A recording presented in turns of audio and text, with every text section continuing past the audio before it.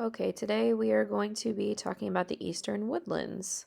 This was not just one group of Native Americans, but several groups of Native Americans. We've already filled in our map, so we should already know that this is the area where the Eastern Woodlands, so actually where we live here in the Midwest, is where some of these groups would have lived. So I'm going to read through this. If you need to pause the video to fill in your study chart, you can always do that or rewind any parts of the video, but I'm just going to go through and read this for you. There are many tribes in the northeastern region. The tribes are grouped by their languages. These languages were Iroquoian, Algonquin, and Siouan. In earlier years, a powerful group of Native Americans was formed. They were called the Iroquois League of Nations. The league was formed when 5 nations came together to form an alliance. These 5 groups were the Cayuga, the Mohawk, the Oneida, the Onondaga, and the Seneca. All of these tribal nations spoke the same language, believed in the same gods, and had similar customs. These tribes thought cooperation was very important. It shaped their lives. The alliance was created to protect themselves from enemies. They used it to discuss beliefs and issues. Within this league, they developed a great council. It was a central government to represent each nation. Their main purpose was to keep the great law of peace. This law said that Iroquois should not kill each other. They also made decisions and laws for each tribe and village. The Iroquois League of Nations is still strong today. The Eastern Woodlands region had many natural resources. The soil of the region is fertile. It's good for farming. There are rivers, lakes, and coastal waters to use for drinking water and fishing. There are large forests that were home to animals the early people hunted. Rainfall is moderate, which helps the crops to flourish. The area was rich in natural resources, allowing the early people to be hunters, gatherers, fishermen, and farmers.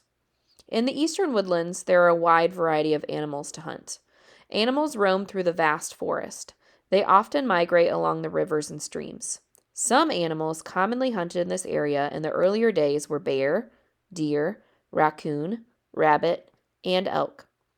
Beavers made dams in the rivers. The early people often hunted them for their skins. The rivers also had many types of fish. The early people mostly traveled by foot and by canoe when hunting and fishing. Their canoes were made out of birch bark, and they were held together by tree gum. These early people were able to gather food grown in the wild and also farm their own foods. The bushes in the forest gave them berries. Rivers and coastal waters had fish and shellfish. The people in the eastern woodlands also grew and harvested crops. They grew corn, beans, squash, pumpkins, and melons. Food was still and is plentiful in this region. Corn, squash, and beans are called the Three Sisters.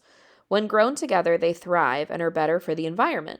The different parts of these crops help each other. This means bigger and better harvests. The early people in this region did not have to go far for food. They made permanent homes. They were sturdy. Most of them lived in long rectangular buildings. They were called longhouses. The frames of the longhouses were made of wooden poles and young trees. They were covered with bark. Several families lived in one longhouse. Longhouses were run by the clan mothers. They had powers in the clan.